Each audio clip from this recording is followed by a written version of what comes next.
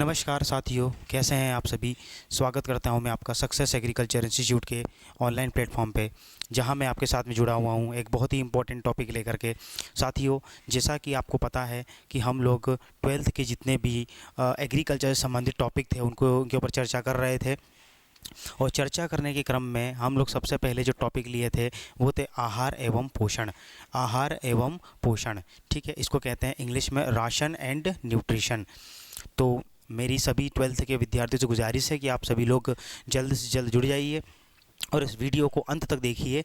कई सारी इम्पॉर्टेंट चीज़ें हम लोग डिस्कस करेंगे, ठीक है। जितने भी 12वीं बोर्ड के, एमपी बोर्ड के जितने विद्यार्थी हैं उनके मन में यह डाउट रहता है, यह संशय ज़रूर रहता है कि हम लोग जो है वो आंसर राइटिंग किस हिसाब से करें कि हमारे 12th में बोर्ड में नंबर अच्छे आ सके, ठीक है। तो हम लोग इसी बारे में अब डिस्कस करेंगे, ठीक है। इससे पहले भी हमारी कुछ वीडियोस डल चुकी हैं, उन्हें आप लोग देखें और उनको समझने की कोशिश करें। अब हम लोग जो है वो आगे बढ़ते हैं, सभी लोग ध्यान देंगे।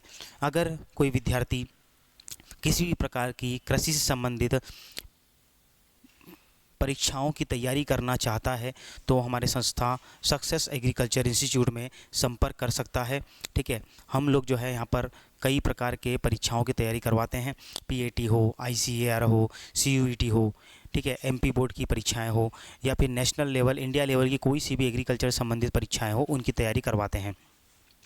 तो किसी भी विद्यार्थी को किसी भी प्रकार का गाइडेंस चाहिए हो तो वो हमारे संस्था के मोबाइल नंबर, हमारा मोबाइल नंबर है, ये मोबाइल नंबर आप लोग इसको नोट कर लीजिए, 7999376926, ठीक है।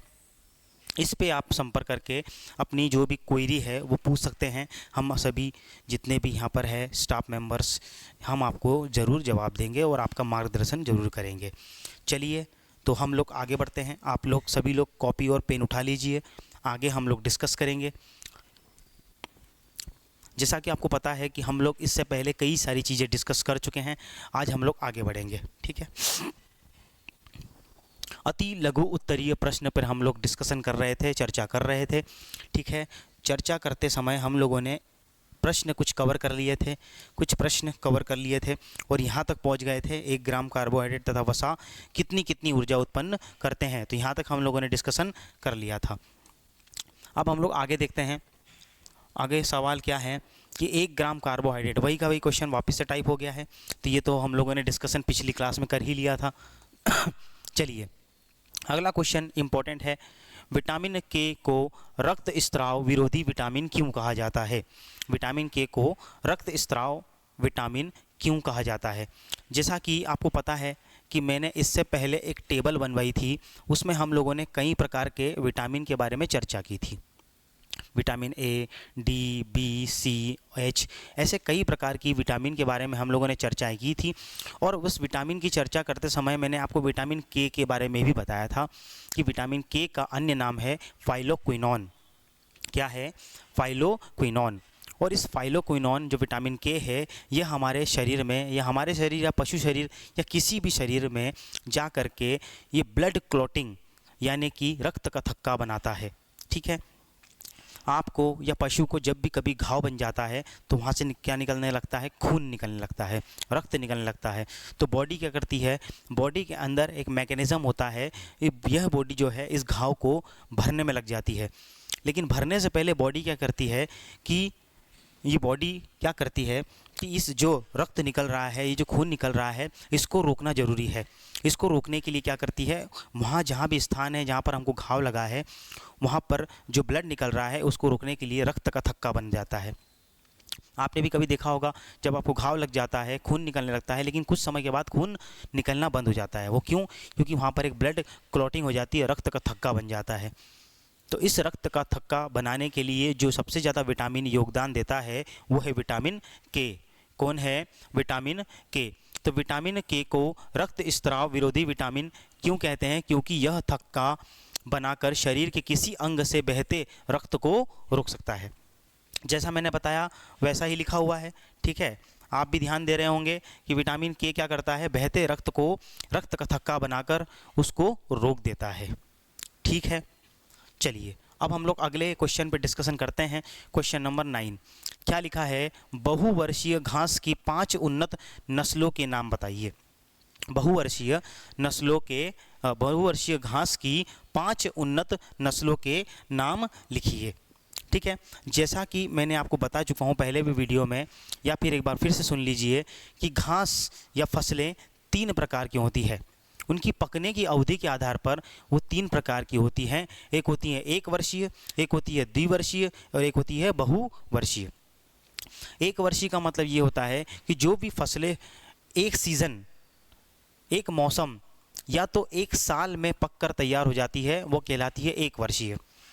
और जो फसलें जिनको पकने में 2 साल का समय लगता है वो कहलाती है द्विवर्षीय। और वो फसलें जिनको पकने में 2 वर्ष से अधिक का समय लगता है वो कहलाती है बहुवर्षीय फसलें।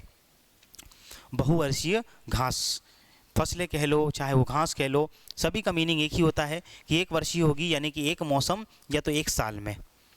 द्विवर्षीय का मतलब होता है कि 2 साल में, और बहुवर्षीय का मतलब होता है कि जो 2 साल से अधिक का समय लगाती है। तो यहाँ पर क्वेश्चन पूछा है कि बहुवर्षीय घास की 5 उन्नत नस्लों के नाम लिखिए। तो एज इट इज़ हमको सीधे सीधे याद करना है कौन कौन सी है। सबसे जो पहली है वो है अंजना घास। क्या है? अंजना घास। दूसरी है पैरा घास। ठीक है, पैरा घास। तीसरी है गिनी घास। जितने भी विद्यार्थी इस वीडियो को देख रहे हैं वो मेरे साथ साथ पढ़ते चलेंगे और इस चीज़ों को याद करते चलेंगे साथ साथ। गिनी घास के बाद है चौथा नंबर हाथी घास। ठीक है, क्या है? हाथी घास। और अगला है अल्फ़ा घास। क्या है? अल्फ़ा घास। और सबसे आखिरी है दीनानाथ घास। ठीक है, प्रश्न में हमको 5 पूछी थी लेकिन हम लोगों ने यहाँ पर 6 लिख दी है। ठीक है जी, आपको लिखनी लेकिन 5 ही है। अगर किसी को याद है तो 6 भी लिख सकता है। तो आपको जो भी इसमें से अच्छी लगे वो आप 5 याद करके आप एग्ज़ाम में क्वेश्चन लिख के आ सकते हैं, आंसर लिख के आ सकते हैं। ठीक है, इस प्रकार के जो प्रश्न हैं वो एग्ज़ाम में आम तौर पर आते रहते हैं, तो सभी विद्यार्थी ध्यान देंगे। ठीक है, तो एक बार फिर से आप लोग पढ़िए बहुवर्षीय घास के कौन कौन से एग्जाम्पल है। अंजना घास, पैरा घास, गिनी घास, हाथी घास, अल्फ़ा घास और दीनानाथ घास। ठीक है, मैं उम्मीद करता हूं कि आप लोगों ने इनको याद कर लिया होगा, समझ लिया होगा। ठीक है, चलिए अब हम लोग जो है वो आगे बढ़ते हैं। क्या लिखा है कि क्वेश्चन नंबर 10 है चरी, जई व नेपियर घास किस वर्ग के चारे हैं। ठीक है, क्या क्वेश्चन है? चरी, जई व नेपियर घास किस वर्ग के चारे हैं। इनका भी वर्गीकरण दिया हुआ है, इनका वर्गीकरण होता है। ठीक है, इनको अलग अलग तरीके से वर्गीकृत किया जाता है, घासों को भी। ये जई, चरी, नेपियर घास क्या है? ये घास है जो पशुओं को खिलाने के काम में आती है। तो क्या है उत्तर? है चरी एवं जई। चरी एवं जई क्या है? अदलहनी चारे हैं। अदलहनी चारे का मतलब होता है कि ये नॉन लेग्यूमिनस। ठीक है, एक होता है लेग्यूम यानी कि जिसमें दालें आती हैं, और एक होती हैं नॉन लेग्यूम यानी कि जिसमें दालें नहीं आती है, उसमें अनाज आती हैं, मोटे चारे आते हैं, मोटे अनाज आते हैं। जितने भी सारे दलहनी फसलों को छोड़ दें तो वो कहलाती है अदलहनी फसलें, अदलहनी घास। ठीक है, नॉन लेग्यूमिनस क्रॉप्स। तो आपको याद करना है कि चरी और जई ये क्या है? अदलहनी चारे हैं। क्या है? अदलहनी चारे हैं। ठीक है, चलिए और एक और पूछा था कि नेपियर घास क्या है। ये जो नेपियर घास है, नेपियर घास, इसको इंग्लिश में कहते हैं नेपियर घास ही कहते हैं, नेपियर ग्रास, नेपियर ग्रास। ठीक है, ये क्या है? ये मोटा हरा चारा है। ठीक है, मोटा हरा चारा है। याद करना है हमको एज इट इज़ कि ये क्या है? मोटा हरा चारा है। ठीक है, क्लियर हो गया सबको? क्या है? मोटा हरा चारा। ठीक है, तो जई और चरी क्या हो गया? अदलहनी चारे। नेपियर घास क्या हो गया? मोटा हरा चारा। ठीक है,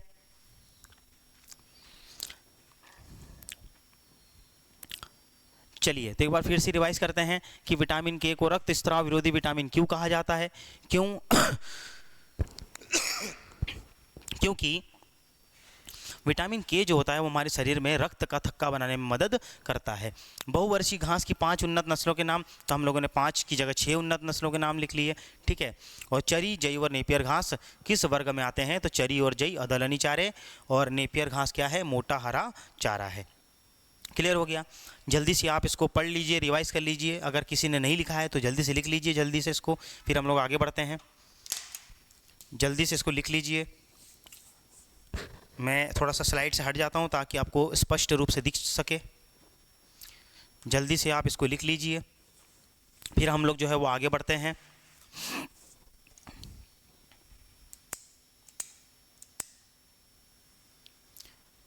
जल्दी से आप इसको लिख लीजिए।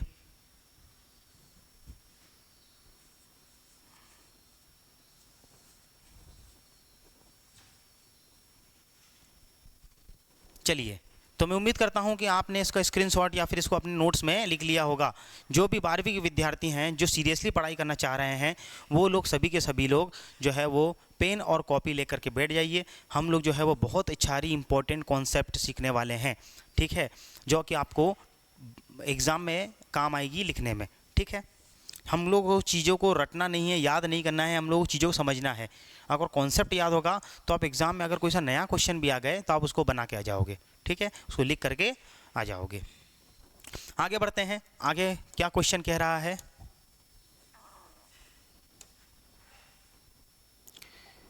अगला क्वेश्चन क्या है कि चने की भूसी, हड्डी का चूरा तथा जौ किस वर्ग के दाने हैं। ठीक है, क्वेश्चन समझ में आया आपको। चने की भूसी, हड्डी का चूरा तथा जौ किस वर्ग के दाने हैं, ठीक है। पहली बात तो यही है कि दाने हैं। मैं बता चुका हूँ कि जो भोजन होता है पशुओं का, उसको 2 भागों में बांटा जाता है, एक होता है चारा और एक होता है दाना। तो ये जो जितने भी चीज़ें हैं, ये चने की भूसी, हड्डी का चूरा और जौ ये क्या है, दाने हैं। तो लिखा है कि जौ का दाना अनाज में, सही बात है। जौ क्या है, बेसिकली जौ जो है वो इसको इंग्लिश में कहते हैं ओट। बार्ले क्या कहते हैं, बार्ले। बार्ले क्या है, जौ। इसको बेसिकली क्या है, ये अनाज। चने की भूसी क्या है, अनाज उपजात। चने की भूसी क्या है, अनाज उपजात। आपको आपने अगर पहले वीडियो देखा होगा तो ये जोड़ी मिलाइए में आ चुका है क्वेश्चन कि चने की भूसी क्या है, अनाज उपजात। मैं उस टाइम भी बताया था आपको कि चने की भूसी अनाज उपजात कैसे हुआ, ठीक है।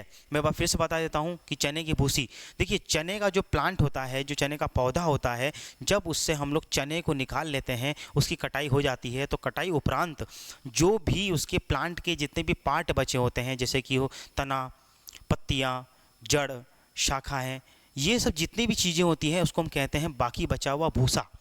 क्या कह देते हैं, भूसा या भूसी। तो चने से जब हम लोग चने निकाल लेंगे तो जब बाकी बचेगा वो कहलाएगा भूसा। तो ये क्या हो गया, अनाज का उपजात, क्योंकि अनाज तो हो गया हमारा चना, लेकिन उसका उपजात मतलब बचा हुआ मटेरियल क्या कहलाता है, उपजात। तो मटेरियल क्या हो गया बचा हुआ, उसका भूसा। तो ये चने की भूसी क्या हुई, अनाज उपजात। क्लियर हो गया। अगला क्या है, हड्डी का चूरा।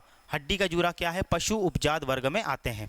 मैं ये भी बता चुका हूँ कि हड्डी का चूरा पशु उपजात में क्यों आते हैं, ठीक है, क्योंकि पशुओं के शरीर से जो भी हड्डी प्राप्त होती है उसी को जब हम लोग महीन टुकड़ों में काट करके पशुओं को खिलाने का काम करते हैं, वो कहलाता है हड्डी का चूरा।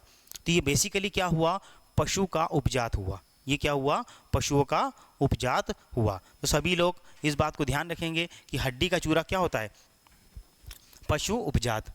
ये क्वेश्चन भी क्लियर हो गया, इसमें तो कोई दिक्कत है ही नहीं, आसान सा क्वेश्चन है, ठीक है, सबको पता है, क्योंकि इसमें से हम लोगों ने तीनों ही चीज़ों को पहले डिस्कशन कर लिया है, ठीक है, तो आपको डाउट नहीं होना चाहिए।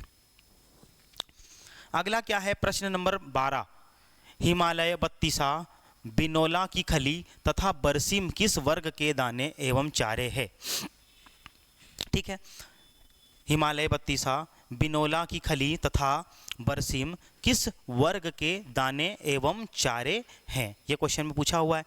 चलिए अब हम इसका आंसर देखते हैं और समझने की कोशिश करते हैं इसको। हिमालय बत्तीसा खनिज एवं विटामिन वर्ग में आता है, ठीक है। हिमालय बत्तीसा क्या है, खनिज है। क्या है ये, खनिज यानी कि मिनरल। इससे हमको क्या मिलता है, मिनरल। विटामिन, इससे हमको मिनरल एंड क्या मिलता है, विटामिन मिलता है, ठीक है, याद करेंगे हम लोग। बरसीम एक फलीदार हरा चारा है, ये हम लोग बात कर चुके हैं। याद करिए, पहले भी हम लोग पढ़ चुके हैं कि बरसीम और लूसर्न क्या है, फलीदार हरा चारा है। बरसीम एवं लूसर्न फलीदार हरा चारा है। ठीक है, कोई दिक्कत है क्या? चलिए, जबकि बिनोला की खली दाना वर्ग में आती है। बिनोला की खली, बिनोला आपको पता है, मैं बता चुका हूँ कि जो कपास होता है जब उससे रेशा निकल जाता है तो क्या बचता है? बीज, सीड। क्या बचता है? बीज या सीड। जब उस सीड या बीज में से तेल निकाल लेते हैं तो जो बचता है उसको हम कहते हैं खली। क्या कह देते हैं? खली। और इसी कपास की जो खली कहते हैं उसको हम लोग कहते हैं बिनोला की खली, क्योंकि कपास के बीज को हम लोग बिनोला कहते हैं। ठीक है,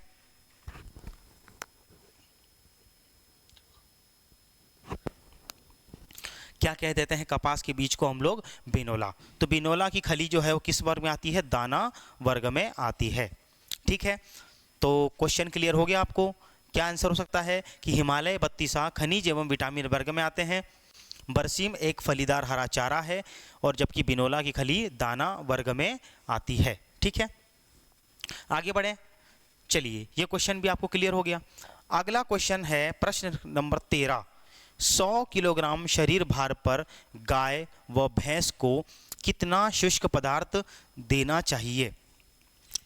ठीक है, इस क्वेश्चन का व्यवहारिक मतलब ये हो रहा है कि गाय और भैंस, ये गाय और भैंस अलग अलग बात हो रही है यहाँ पर, कि गाय और भैंस को प्रति 100 किलोग्राम वेट, यानी कि अगर गाय और भैंस का 100 किलोग्राम वजन होगा तो कितना दाना देंगे, अगर 200 किलोग्राम हो गया तो कितना देंगे, 300 किलोग्राम कितना हो गया दे देंगे।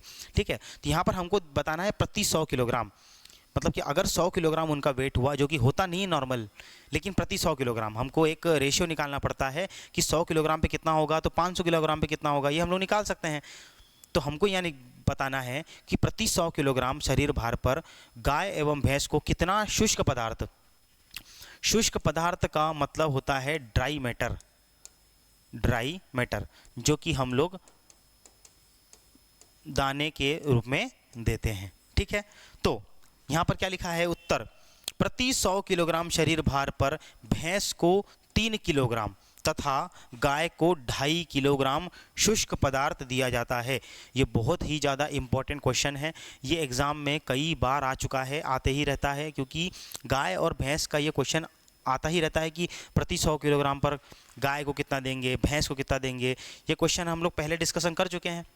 रिक्त स्थान पूर्ति कीजिए में आप लोग देखना कि प्रति 100 किलोग्राम शरीर भार पर गाय एवं भैंस को कितना केजी शुष्क पदार्थ दिया जाता है। तो याद करेंगे, गाय को 2.5 केजी और भैंस को 3 केजी शुष्क पदार्थ दिया जाता है। ठीक है, कोई दिक्कत है क्या? चलिए, तो एक बार फिर से रिवाइज करेंगे। क्वेश्चन क्या लिखा है? जने की भूसी, हड्डी का चूरा तथा जौ किस वर्ग के दाने हैं? तो हम लोग बात कर चुके हैं कि जौ का दाना अनाज में, चने की भूसी अनाज उपजात तथा हड्डी का चूरा पशु उपजात वर्ग में आते हैं, बता चुका हूँ मैं। अगला क्वेश्चन क्या था? हिमालय बत्तीसा, बिनोला की खली तथा बरसीम किस वर्ग के दाने हैं? तो हिमालय बत्तीसा क्या है? खनिज और विटामिन का सोर्स है। बरसीम एक फलीदार हरा चारा है, बरसीम एवं लूसर्न बात कर चुके हैं हम लोग।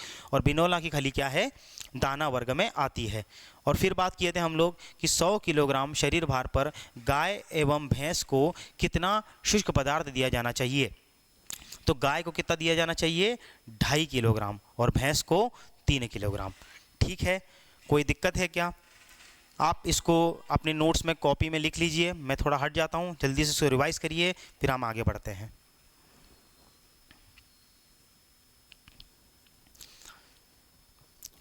अगर किसी विद्यार्थी को किसी भी प्रकार का कोई डाउट है मन में तो वो कमेंट बॉक्स में पूछ सकता है। ठीक है, कमेंट बॉक्स में आप लोग जो है वो इससे संबंधित कुछ भी पूछ सकते हैं, और अगर आप तैयारी करना चाहते हैं तो आप हमें संपर्क भी कर सकते हैं।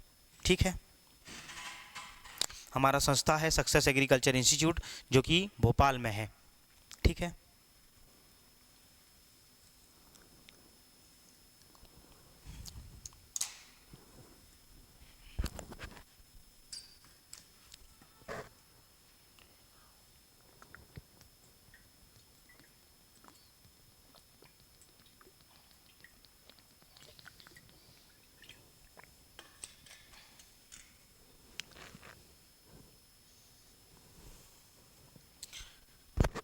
लिख लिया आप लोगों ने, रिवाइज कर लिया,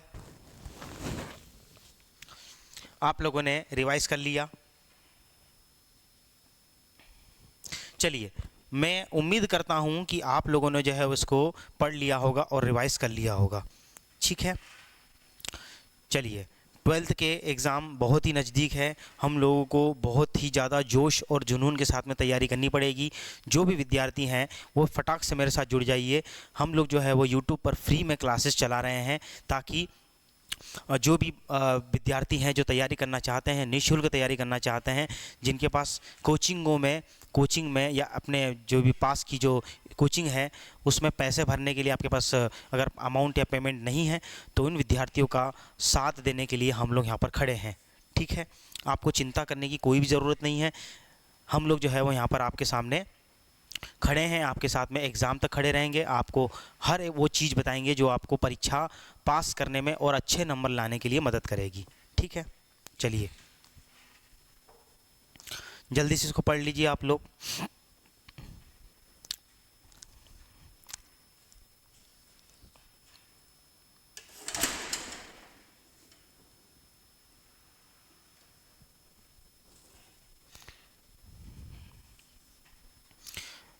चलिए, तो पढ़ लिया आप लोगों ने, अब हम आगे बढ़ते हैं।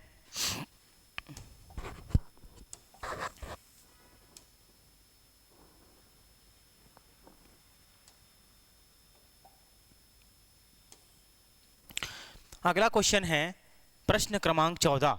गाय तथा भैंस को किस दर से उत्पादक दाना दिया जाता है? ठीक है, देखिए, मैं आपको पहले भी बता चुका हूँ। याद करिए, उत्पादन राशन याद करिए। उत्पादन राशन पढ़ते समय हम लोगों ने उसकी परिभाषा पढ़ी थी कि उत्पादन राशन क्या होता है, कि जो भी पशु किसी भी प्रकार का उत्पादन अगर कर रहा है तो उसके लिए हम लोग अतिरिक्त राशन की व्यवस्था करते हैं, जो कि जीवन निर्वाह आहार के अतिरिक्त होता है, और उसके उत्पादन को और सशक्त बनाने के लिए हम लोग इस आहार की व्यवस्था करते हैं, ताकि जो हमारा पशु उत्पादन कर रहा है उसको न्यूट्रिशन मिल सके, उसको पोषक तत्व मिल सके, ताकि वो अच्छे से उत्पादन कर पाए। तो यहाँ पर वही क्वेश्चन है कि गाय तथा भैंस को किस दर से उत्पादक राशन दिया जाना चाहिए। अब गाय तथा भैंस से हमको उत्पादन में क्या मिलेगा? दूध मिलेगा, मिल्क मिलेगा। क्या मिलेगा? दूध या फिर मिल्क मिलेगा। तो उसी उत्पादन के दर पर हम उसको कितना अतिरिक्त आहार देंगे, तो वही लिखा हुआ है कि गाय को प्रति 3 लीटर दूध उत्पादन पर 1 किलोग्राम दाना तथा भैंस को 2.5 लीटर दूध उत्पादन पर 1 किलोग्राम दाना दिया जाना चाहिए। ठीक है, यानी कि अगर मैं शॉर्टकट में बात करूं तो अगर यहाँ पर गाय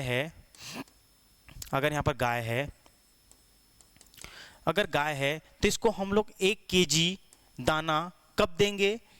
1 केजी दाना कब देंगे? सभी बताएंगे कि गाय को हम लोग 1 किलोग्राम दाना कब देंगे? जब वो कितना दूध उत्पादन कर रही हो? 3 लीटर मिल्क प्रोडक्शन कर रही हो या दूध उत्पादन कर रही हो।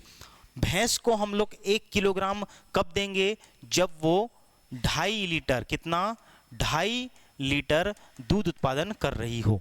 ठीक है, इसको टेबुलर फॉर्म में अगर आप लोग लिख लेंगे तो आपको हमेशा याद रहेगा। ठीक है, कि गाय को 1 किलोग्राम कब देंगे? जब वो 3 लीटर दूध उत्पादन करेगी। भैंस को हम लोग 1 किलोग्राम दाना कब देंगे? जब वो 2.5 लीटर दूध उत्पादन कर रही हो, और गाय के केस में 3 लीटर। कोई दिक्कत है क्या? ये इसको आपको एज इट इज़ आपको मन में याद करना है। क्वेश्चन अगर आएगा तो इसको आप लोग बना पाओगे। ठीक है, अगर इसको अलग अलग भी पूछेगा तो भी आप बता पाओगे। गाय का अलग पूछ लिया, भैंस का अलग पूछ लिया, तो एक ही क्वेश्चन से हम लोग कई सारी चीज़ें डिस्कस करेंगे। ठीक है, चलिए आगे बढ़ते हैं हम लोग।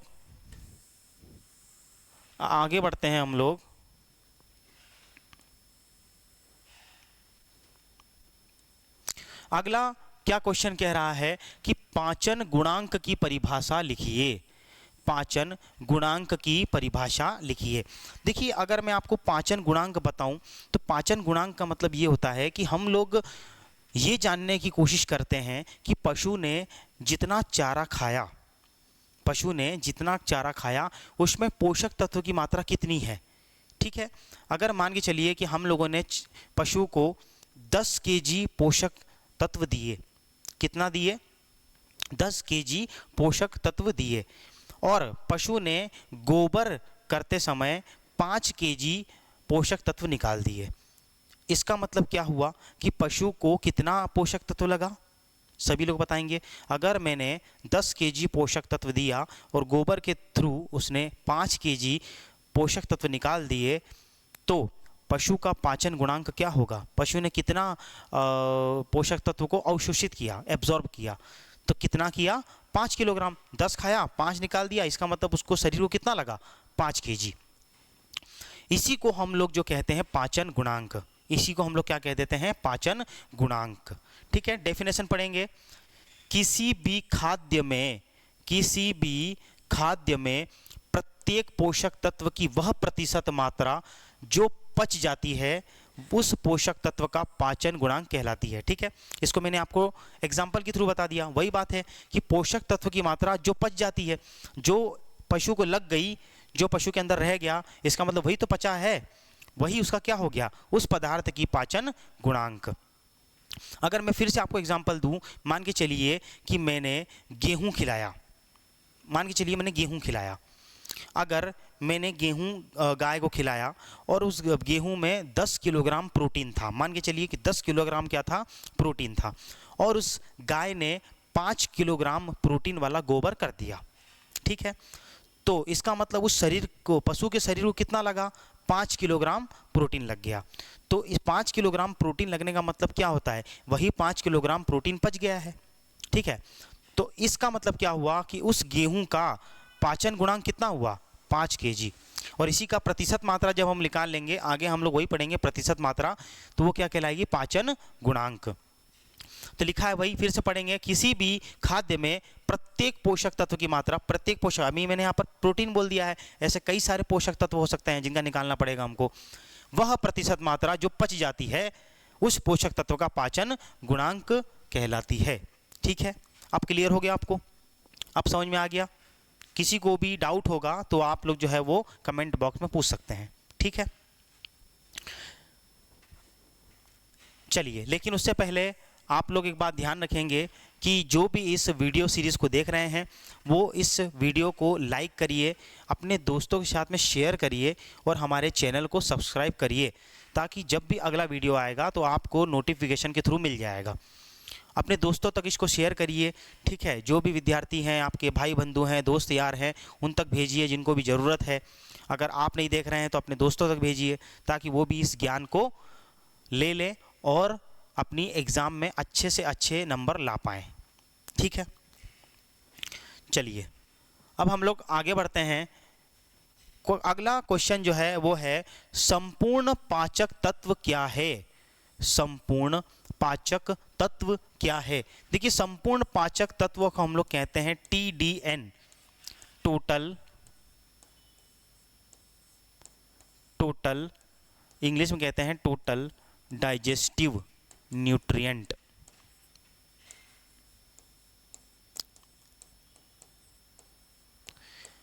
नाम से लग रहा है कुल संपूर्ण पाचक तत्व, संपूर्ण पाचक तत्व ऐसे तत्वों की संपूर्ण मात्रा, मतलब ऐसे न्यूट्रिएंट की टोटल मात्रा जो पाचक है, यानी कि जो कि पचनशील है, जो कि डाइजेस्टिव है, जो कि पच गई है, उसको हम लोग कहते हैं TDN।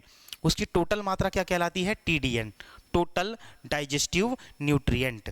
ठीक है, तो क्या है इसका फॉर्मूला, होता है TDN इज इक्वल टू संपूर्ण पाचक तत्व बराबर, इसका फॉर्मूला क्या है, TDN is equal to percent पाच्य प्रोटीन प्लस परसेंट पाच्य कार्बोहाइड्रेट। क्या होता है, प्लस परसेंट पाच्य कार्बोहाइड्रेट प्लस परसेंट रेशा। ठीक है, प्लस परसेंट रेशा प्लस पाच्य वसा इंटू 2.25। ठीक है, इंटू 2.25। ये लंबा सा फॉर्मूला है जो कि आपको याद करना है, एज इट इज़ है। ठीक है, वैज्ञानिकों द्वारा इसको इसको डिराइव करके बनाया गया है, तो आपको याद करना है। ठीक है। चलिए फिर से पढ़ेंगे। TDN is equal to percent 5 protein plus percent 5 carbohydrate plus percent रेशा प्लस परसेंट 5 वसा इंटू 2.25। ठीक है, ये एज इट इज़ फॉर्मूला है, इसको एज इट इज़ आपको याद करना है, ऐसा कैसा याद करना है। चलिए ये क्वेश्चन भी हो गया हमारा। अगला क्वेश्चन क्या है, मोटा चारा किसे कहते हैं। ये क्वेश्चन के ऊपर मैं आपको पहले भी बता चुका हूँ, याद करिए पहली क्लास जब हम लोग डिस्कशन किए थे कि मोटा चारा और दाना क्या होता है। मोटा चारा और दाना क्या होता है। मोटा चारा वह होता है जिसमें कि फाइबर की मात्रा 18% से अधिक होती है। फाइबर का मतलब होता है रेशा। मोटा चारा वो होता है जिसमें फाइबर या रेशे की मात्रा 18% से अधिक होती है तथा संपूर्ण पाचक तत्व मतलब क्या होता है, total digestive nutrient. Total digestive nutrient की मात्रा जो होती है वो 60% से कम होती है। कितनी होती है, 60% से कम। तो आपको याद करना है कि मोटा चारा क्या कहलाता है, जिसमें फाइबर की मात्रा 18% से अधिक हो और TDN यानी कि कुल पाच्य तत्व की मात्रा 60 से कम हो, वो क्या कहलाता है, मोटे चारे कहलाते हैं। ठीक है, कोई दिक्कत है क्या। चलिए इसको जल्दी से आप लोग रिवाइज़ कर लीजिए, इसमें हम लोग कई सारी चीज़ें पढ़ी, हम लोगों ने पढ़ लीजिए जल्दी से, फिर हम लोग आगे बढ़ते हैं।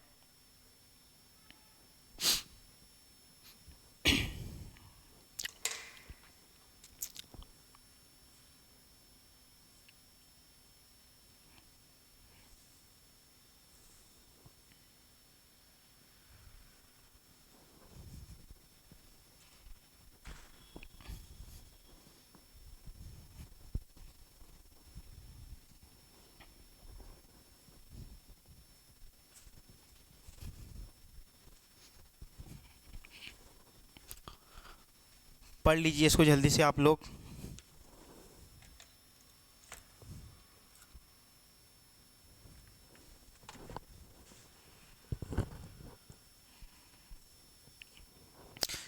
चलिए मैं उम्मीद करता हूं कि आप लोगों ने इसको पढ़ लिया होगा। हम लोग फटाक से इसको जल्दी से रिवाइज कर लेते हैं जल्दी से। पहला क्वेश्चन क्या था कि गाय तथा भैंस को किस दर से उत्पादक दाना दिया जाना चाहिए। तो बताया था मैं कि गाय को हम लोग 1 किलोग्राम कब देंगे, जब वो कितना दूध उत्पादन कर रही हो, 3 लीटर। और भैंस को 1 किलोग्राम कब देंगे, जब वो कितना दूध उत्पादन कर रही हो, 2.5 लीटर। अगला क्वेश्चन क्या था, पाचन गुणांक। पाचन गुणांक की परिभाषा का मतलब क्या होता है कि वह किसी भी पदार्थ का वह प्रतिशत मात्रा, तत्व की वह प्रतिशत मात्रा जो कि पच जाती है, वो क्या कहलाती है, पाचन गुणांक। इसके ऊपर मैंने आपको पूरा एग्जाम्पल समझाया था। ठीक है, इसके ऊपर आगे फॉर्मूला भी आएगा, हम लोग आगे इसके ऊपर क्वेश्चन भी करेंगे। ठीक है, खाद्य में प्रत्येक पोषक तत्व की वह प्रतिशत मात्रा जो पच जाती है उस तत्व का पाचन गुणांक कहलाती है। फिर संपूर्ण पाचक तत्व का हम लोगों ने फॉर्मूला देखा था, TDN is equal to percent 5 protein plus percent 5 carbohydrate plus percent रेशा प्लस परसेंट 5 वसा इंटू 2.25। ठीक है, ये देखा था। उसके बाद में हम लोगों ने देखा था कि मोटा चारा किसको कहते हैं, तो जिसमें रेशे की मात्रा 18% से अधिक हो और TDN यानी कि पोषक तत्व की मात्रा 60% से कम हो, वो क्या कहलाता है, मोटा चारा। ठीक है, तो आज का हम लोग यहीं तक रखते हैं। इसकी आगे की जितनी भी चीज़ें हैं वो हम लोग कल पढ़ेंगे।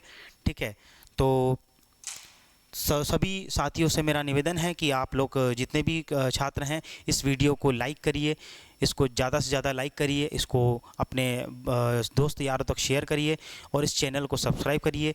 आगे अच्छे वीडियो आने वाले हैं आपके लिए। हर एक सब्जेक्ट पर हम लोग जो है वो वीडियो बना रहे हैं ताकि आपको फ्री में कंटेंट आपके घर पर ही अवेलेबल हो।